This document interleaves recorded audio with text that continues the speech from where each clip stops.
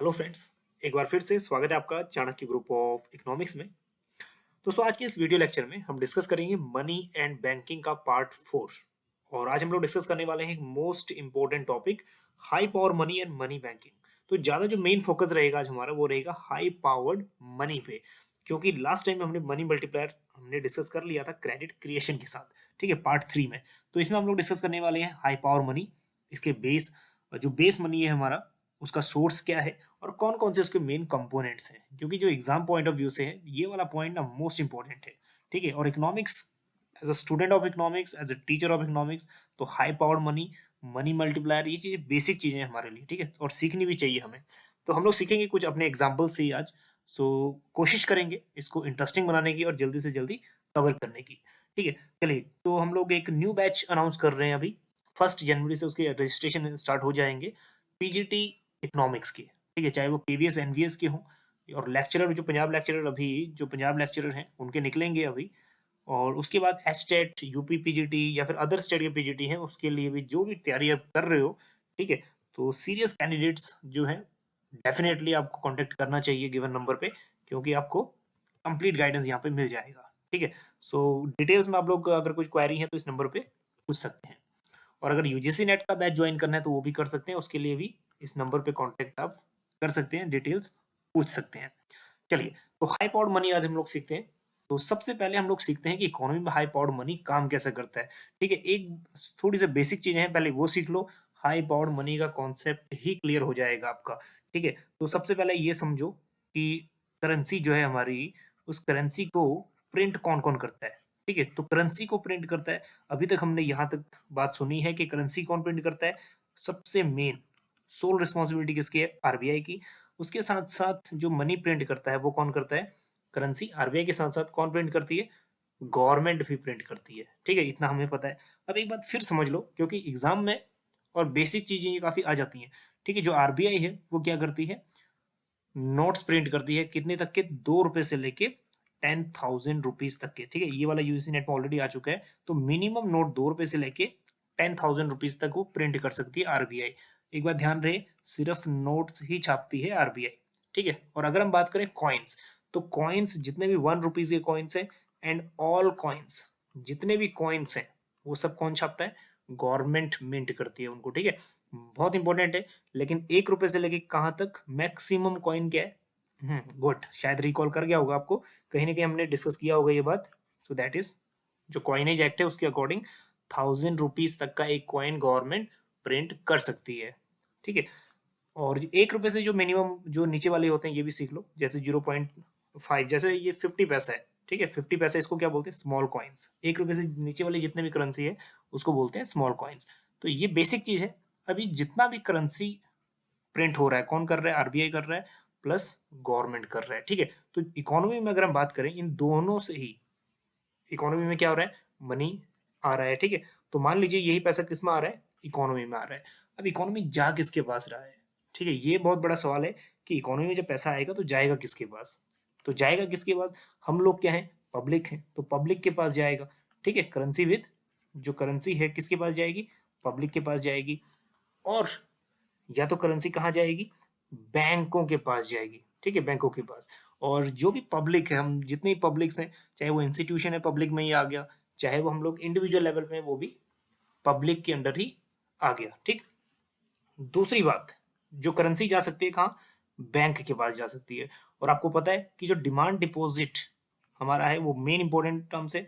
Demand deposit last video में हमने discuss किया था कि डिमांड डिपॉजिट से मतलब जो आपका डिमांड डिपॉजिट है, ठीक है, ये क्या है? और इसके साथ साथ ही जो आपका इनिशियल डिपॉजिट है, कैसे मनी मल्टीप्लायर की वजह से वो इंक्रीज करती है बैंक।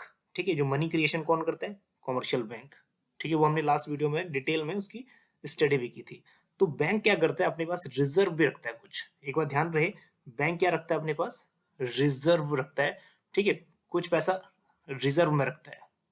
अब जो पैसा रिजर्व में बैंक रखता है, वो दो तरह का रिजर्व होता है। एक तो हमें पता है कि सीआरआर हो सकता है, कैश रिजर्व रेशो, और दूसरा क्या हो सकता है? एसएलआर, स्टैट्यूटरी लिक्विडिटी रेशो हो सकता है। ठीक है, एसएलआर क्या करता है? बैंक अपने पास रखता है। और सीआरआर क्या होता है? बैंकों को आरबीआई के पास रखना पड़ता है। लेकिन है तो क्या है? है तो रिजर्व ही है। ठीक है क्या है? रिजर्व भी है। तो 2-3 चीजें ध्यान में रखने वाली बातें हैं, एक तो करेंसी, उसके बाद मतलब जो करेंसी विद पब्लिक है, और उसके बाद रिजर्व। ठीक है, तो मेनली हमने क्या जोड़ा है यहाँ पे, सिर्फ हाई पावर्ड मनी में वो मनी है जो करेंसी मतलब पब्लिक के पास है, और जो रिजर्व है, ठीक है, वो। तो हम लोग हाई पावर्ड मनी को ऐसे डिनोट कर सकते हैं, that is high powered money is equal to C plus R. अब दूसरी लैंग्वेज में समझो कि हाई पावर्ड मनी है क्या। अब इन्होंने मान लीजिए 1000 रुपीज प्रोड्यूस किया, ठीक है, चाहे गवर्नमेंट ने चाहे चाहे आरबीआई ने 1000 रुपीज प्रोड्यूस किया या फिर प्रिंट किया, तो ये इकोनॉमी में चाहे पब्लिक के पास आया चाहे बैंक के पास गया, तो इकोनॉमी में जब आया तो इसी को हम लोग बेस मनी बोलते हैं। ठीक है, बेस मनी बोलते हैं, और इसी को हम लोग हाई पावर्ड मनी बोलते हैं। Don't be confuse. Simple language में जो पैसा गवर्नमेंट ने छापा या फिर जो पैसा आरबीआई ने छापा, जो भी प्रिंट किया, उसको हम लोग हाई पावर मनी कहते हैं। ठीक है, बल्कि ये जो ओरिजिनल है 1000 रुपीज, अब इसका बैंक के ऊपर डिपेंड करता है कि वो मनी मल्टीप्लायर की वजह से कितना गुना मल्टीप्लाई उसका कर सकता है। ठीक है, 1000 का 2000 बनाए या फिर 10,000 बनाए, जैसे हमने मनी क्रिएशन में किया था। ठीक है, वो किस पे डिपेंड था, रिक्वायर्ड रिजर्व पे। ठीक है, ये हमने ये बातें वो थी जो हमने रिक्वायर्ड रिजर्व, डिमांड डिपॉजिट, ये लास्ट वीडियो में की थी। इस वीडियो में हमने अभी तक किया है high powered money C plus R. ठीक है, करेंसी विद पब्लिक प्लस जो बैंकों का रिजर्व है। ठीक है, जो बैंकों का रिजर्व है वो। ठीक, चलिए अब चलते हैं हम लोग थ्योरेटिकल एस्पेक्ट की तरफ। सबसे पहले क्वेश्चन तो ये बहुत इंपॉर्टेंट है, एमसीक्यूज में बहुत आता है कि हाई पावर्ड मनी, जो पावरफुल मनी है, इसको इशू कौन करता है। ठीक है, इशू कौन करता है, गवर्नमेंट भी करती है, क्योंकि 1 रुपीज से लेके 1000 रुपीज तक की कॉइन प्रिंट कर सकती है भाई। वहीं अगर रिजर्व बैंक ऑफ इंडिया कहें 2 रुपए से लेके 10,000 रुपीज तक के नोट प्रिंट कर सकती है। तो बिल्कुल ठीक है, high powered money issued RBI और गवर्नमेंट दोनों करती है। So don't be confuse. दूसरी बात, some portion of this currency is kept along with the public. कुछ पैसा पब्लिक के पास रहता है और कुछ रिजर्व रहता है किसके पास, बैंकों के पास। ठीक है, तो हम लोग इक्वेशन को ऐसे लिख सकते हैं, that is C plus R. ठीक, चलिए आगे चलते हैं, और इसी को हम लोग क्या बोलते हैं, पावरफुल मनी। ठीक है, so sum total of money deposited with bank, that is with the public, जितना ही पब्लिक है, ठीक है, जितना ही पब्लिक के पास है वो, एंड फंड जो रिजर्व है बैंकों के पास, वो उसको हम लोग क्या बोल रहे हैं, रिजर्व मनी। ठीक है, चलिए reserve money, high power money, इसका कॉन्सेप्ट तो समझ आ गया होगा। ठीक है, और मेनली ये क्रिएट होता है सेंट्रल बैंक, क्योंकि जो मेजर पोर्शन है ना, वो सेंट्रल बैंक ही क्रिएट करके दे रहा है। जो गवर्नमेंट ऑफ इंडिया है, गवर्नमेंट ऑफ इंडिया सिर्फ कॉइन्स प्रोड्यूस कर रही है, वो भी 1 to 10,000 रुपीज तक के। ठीक, और जो मेजर कंपोनेंट्स है वो किसका है, जो मेजर रोल प्ले कर रही है वो आरबीआई। ठीक है, लेकिन इशू कौन करती है, दोनों, आरबीआई भी और गवर्नमेंट भी। चलिए, रिजर्व फंड जो होते हैं दो टाइप के होते हैं, एक तो statutory reserve funds of bank which is with the central bank. तो इसमें एक तो फंड्स आ गए, ठीक है, चाहे वो सीआरआर हैं चाहे वो रिजर्व फंड में, चाहे वो सीआरआर हैं चाहे वो एसएलआर हैं। ठीक है, एसएलआर पड़े रहेंगे बैंकों के पास कुछ लिक्विड टर्म्स में, और सीआरआर पड़ा रहेगा बैंकों का आरबीआई के पास। ठीक है, तो उसके बाद excess reserve, extra reserve fund है जो एक्सेस रिजर्व है, और लास्ट वीडियो में हमने एक्सेस रिजर्व फंड को डिस्कस भी किया था। ठीक है, एक्सेस रिजर्व, और जहां पे एक्सेस रिजर्व लास्ट हमने किया था, एक्सेस रिजर्व जहां पे जीरो रह जाएगा, एक बार लास्ट वाला वीडियो जरूर देखना आप लोग, वहां पे मनी क्रिएशन का एंड हो जाएगा। ठीक है, तो मनी क्रिएशन टोटली डिपेंड किस पे कर रहा है, रिक्वायर्ड रिजर्व। ठीक है, रिक्वायर्ड रिजर्व मतलब जो भी रिजर्व है बैंकों का, रिजर्व प्रोपोर्शन 10% हो सकता है, 20% हो सकता है, अकॉर्डिंग टू लिक्विडिटी या फिर अकॉर्डिंग टू इन्फ्लेशनरी और डिफ्लेशनरी ट्रेंड। तो एक्सेस रिजर्व, ठीक है, इसको एक बार प्रीवियस वीडियो देख लेना, क्योंकि ये वाला वीडियो ना थोड़ा लेंथी हो जाएगा। ठीक, तो एक्सेस रिजर्व अगर हम लोग फिर ऐड कर देंगे, तो इसमें ये हाई पावर्ड मनी हम लोग कैसे लिख सकते हैं, C plus R R plus E R. ठीक है, आर आर वही है रिक्वायर्ड रिजर्व, दैट मीन्स जितना भी रिजर्व हमारा था। ठीक है, और उसके बाद ई एक्सेस रिजर्व। ठीक है, एक जुड़ गया इसमें। ठीक है, तो मतलब पब्लिक के पास प्लस बैंकों का जो रिजर्व है प्लस एक्सेस रिजर्व है जो, ठीक है, वो, तो तीन चीजें यहाँ पे जुड़ गई, और इसी को हम लोग क्या बोलते हैं, सिक्योर्ड मनी भी बोलते हैं और बेस मनी भी बोलते हैं। ठीक है, तो जो ये वाला लिंक है, वीडियो जितने भी सीरीज है ना हमारी, एक दूसरे के साथ लिंक है। नेक्स्ट हम करेंगे आरबीआई का फंक्शंस ऑफ आरबीआई और क्रेडिट जो कंट्रोलर है। ठीक है, इंस्ट्रूमेंट्स करेंगे, क्वांटिटेटिव क्वालिटेटिव, ये भी इसी के ऊपर बेस्ड रहेगा, तो एक दूसरे के ऊपर बेस है। तो जो थर्ड पार्ट है, पार्ट थर्ड देख लेना, बहुत इंपॉर्टेंट है, वहां से बहुत सारे डाउट्स आपके क्लियर हो जाएंगे। चलिए नेक्स्ट है components of high powered money. कैसे बनता है हाई पावर्ड मनी? तो high powered money currency with public, बिल्कुल ठीक है, and other deposit with RBI, जो आरबीआई के पास डिपॉजिट है वो भी, और वॉल्ट कैश विद बैंक्स। एक बात ध्यान रहे, ये बैंक के पास कौन सा कैश है? वॉल्ट कैश, जो उसके पास क्या रहेगा? रिजर्व रहेगा, ठीक है, जो रिजर्व मनी रहेगा वो रिजर्व। उसके बाद बैंकर्स डिपॉजिट विद आरबीआई, ठीक है, बैंकों का पैसा विद आरबीआई, ठीक। तो ये सभी चीजें मिलकर बन गई हमारी high powered money. MCQs point of view से इंपॉर्टेंट है, which one of the following is not component of high powered money, या which of the following is a component of high powered money. तो इस terms में याद कर लेना, थोड़ा इंपॉर्टेंट है। चलिए, तो अगर हम लोग इक्वेशन में इसको चेक करें, तो इक्वेशन में हम high powered money C plus R R plus E R हो गया। उसके बाद अगर हम मनी सप्लाई की बात करें, तो मनी सप्लाई में क्या आता है? Supply of money include D plus C, मतलब जो करेंसी प्लस डिमांड डिपॉजिट, ठीक है, जो हमने सप्लाई ऑफ मनी किया था, एम हमने ये सेकंड वीडियो में ही किया था, सेकंड पार्ट में ही किया था, सप्लाई ऑफ मनी, ठीक है, उसको भी देख लेना। तो ये बन गया, मतलब सी प्लस डी। उसके बाद अगर हम लोग क्या करेंगे, डिवाइडिंग बोथ द इक्वेशंस, अगर इन इक्वेशन को हम लोग डिवाइड कर दें, ठीक है, एम अपॉन एच, तो एम हो गया अपना मनी सप्लाई। तो मनी सप्लाई में दो कंपोनेंट कौन कौन से हैं? C plus D. और हाई पावर मनी में तीन कौन कौन से हैं? ये वाले, ठीक है, C plus R R plus E R. So अगर हम लोग इसको न्यू इक्वेशन बनाएं तो ये बन जाएगा ये वाली इक्वेशन, बिल्कुल न्यू इक्वेशन, ठीक है। चलिए next, so first equation, that is first equation हमारी, और सेकंड इक्वेशन हमारी ये बन गई। और नेक्स्ट में अगर हम बात करें, now dividing the numerator and denominator by D, अगर न्यूमिनेटर को और डिनोमिनेटर को डी से हम लोग डिवाइड करेंगे, तो हमारे पास जो रिवाइज्ड या फिर जो न्यू इक्वेशन बनेगी वो कौन सी बनेगी? ये वाली, ठीक है। So C upon D, D upon D, D upon D का वन हो गया, वन प्लस सी डी, और नीचे सेम, ठीक है, ये चीजें। तो न्यू इक्वेशन हमारी बन गई थर्ड, ये वाली। चलिए, तो इसी इक्वेशन को अगर हम लोग थोड़ा मॉडिफाई करेंगे, सो जैसे हम लोग by substituting C R for C D, जो सी अपॉन डी है इसकी जगह क्या लिख देंगे? C R. और उसके बाद जो आर आर अपॉन डी है इसके जगह हम लोग लिख देंगे आर आर आर। और जो ई आर अपॉन डी है इसकी जगह हम लोग लिख देंगे ई आर आर। सो जो न्यू इक्वेशन है वो क्या हो जाएगी? ये वाली। और जो ये वाली इक्वेशन है, ये कई बार एग्जाम में टीजीटी लेवल पे बहुत रिपीट हुआ है ये क्वेश्चन, ठीक है, इसी को हम लोग क्या बोलते हैं? Money multiplier.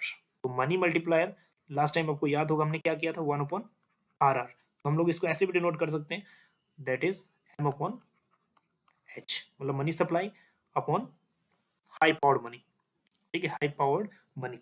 अब जो तीन चीजें हैं बहुत इंपॉर्टेंट है, तीन चीजें, money multiplier, supply of money और हाई पावर मनी, ये तीनों के फॉर्मूलाज कर लो, बहुत इंपॉर्टेंट है। क्योंकि मैथमेटिक्स में अगर हम लोग बात करें एमए लेवल के एंट्रेंस पे भी, वहां भी ये क्वेश्चंस बहुत आते हैं, ठीक है। तो money supply, that is money multiplier, अगर हम बात करें हम लोग, तो सिंपल लास्ट टाइम हमने किया था ये, that is one upon R R. और इसको हम लोग ऐसे भी लिख सकते हैं, दैट इज एम, जो स्मॉल एम है, equal to money supply upon high powered money, ठीक है।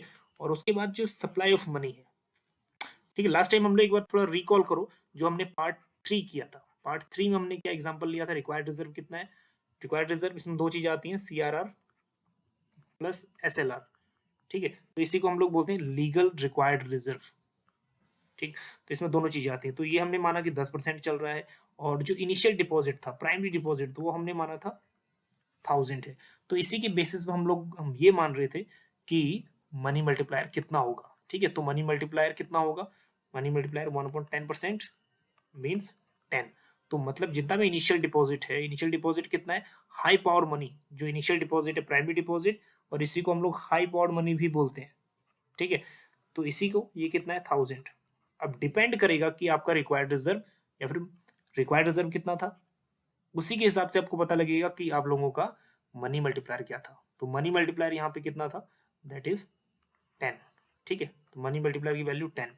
तो मतलब आपके इनिशियल डिपॉजिट से टोटल कितने मल्टीपल आपकी मनी इंक्रीज होगी? 10 मल्टीपल।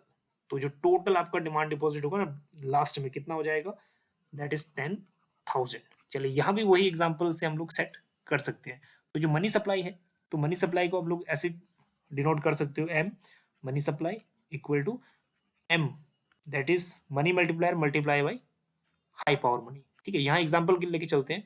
सो अगर हम लोग बात करें मनी मल्टीप्लायर, मनी मल्टीप्लायर की वैल्यू कितनी है 10, मल्टीप्लाई हाई पावर मनी, और हाई पावर मनी कितना है 1000। हाई पावर मनी मतलब जो इनिशियल मनी प्रिंट किया है, ठीक है 1000, तो टोटल मनी सप्लाई कितनी होगी 10 गुना ज्यादा, मतलब 10,000। ठीक, हम लोग ऐसे इसको डिनोट कर सकते हैं। सो एम मनी मल्टीप्लायर, ये सब जो इक्वेशन है मनी मल्टीप्लायर बता रहा है, मल्टीप्लाई कर दिया हाई पावर मनी से। तीसरा है हाई पावर मनी।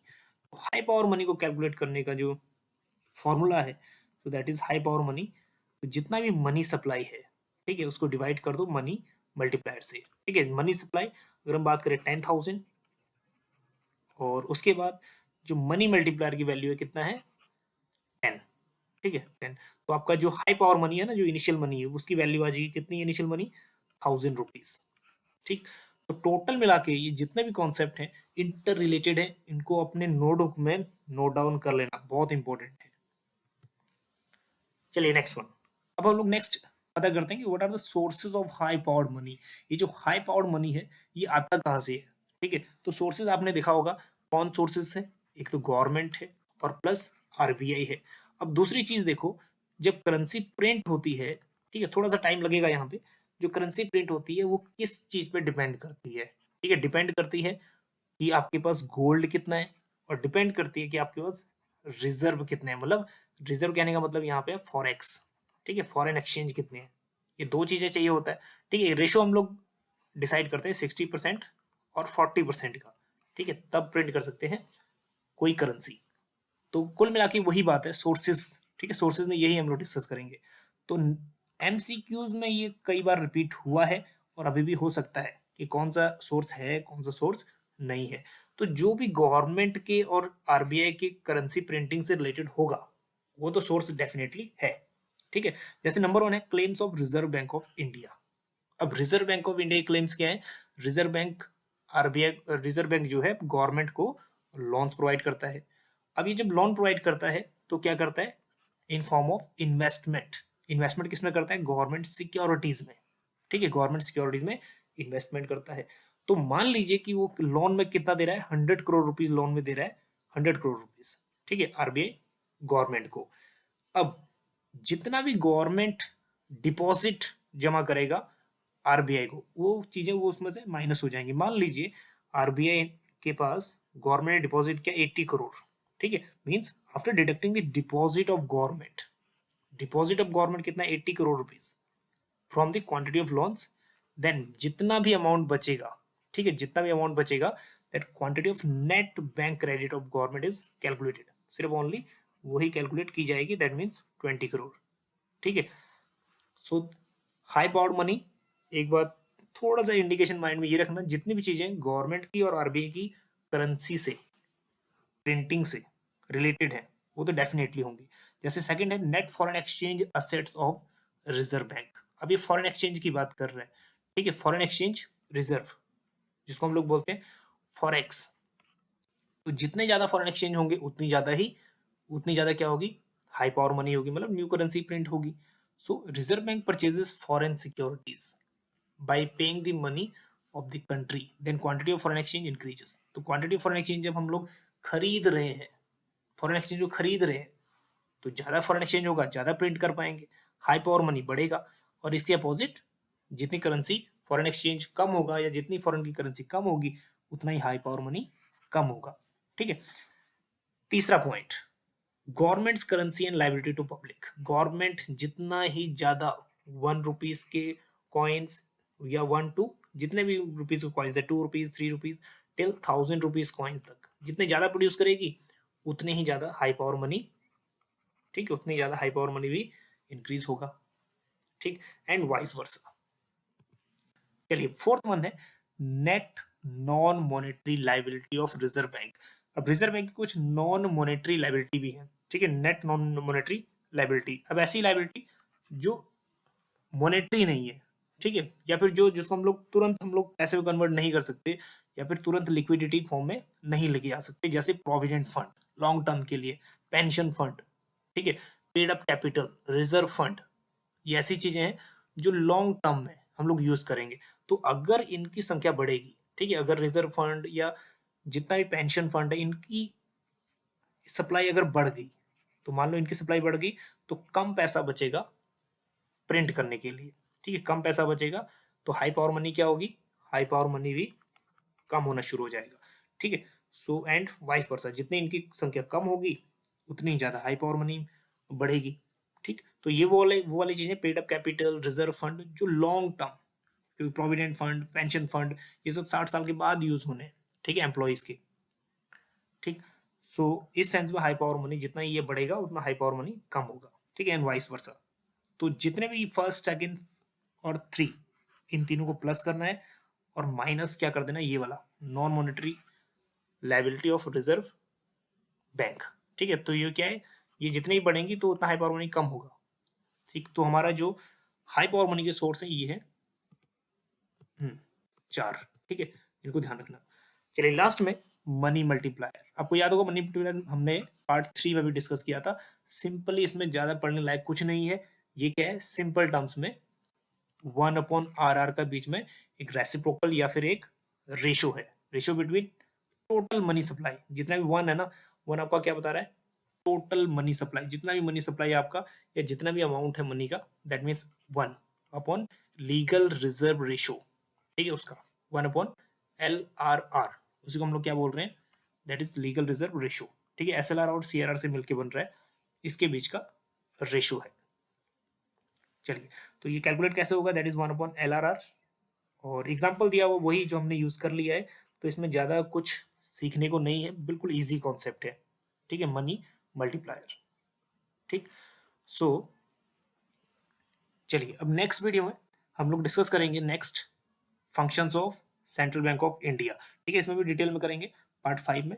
उससे पहले यहाँ से क्वेश्चन देख लो कि क्वेश्चनिंग किस टाइप की आ सकती है, जैसे विच of the following is not included in high power money, ठीक है, इनमें से कौन सा हाई पावर मनी में इंक्लूड नहीं होता, आप कमेंट में पोस्ट करना। अगर आपने यहाँ तक वीडियो देखा है तो डेफिनेटली, अगर आप में जील है पढ़ने का, तो डेफिनेटली ये क्वेश्चंस के आंसर भी आप इजिली दे पाओगे, ठीक। क्वेश्चन नंबर 1 सो इंक्लूड नहीं है।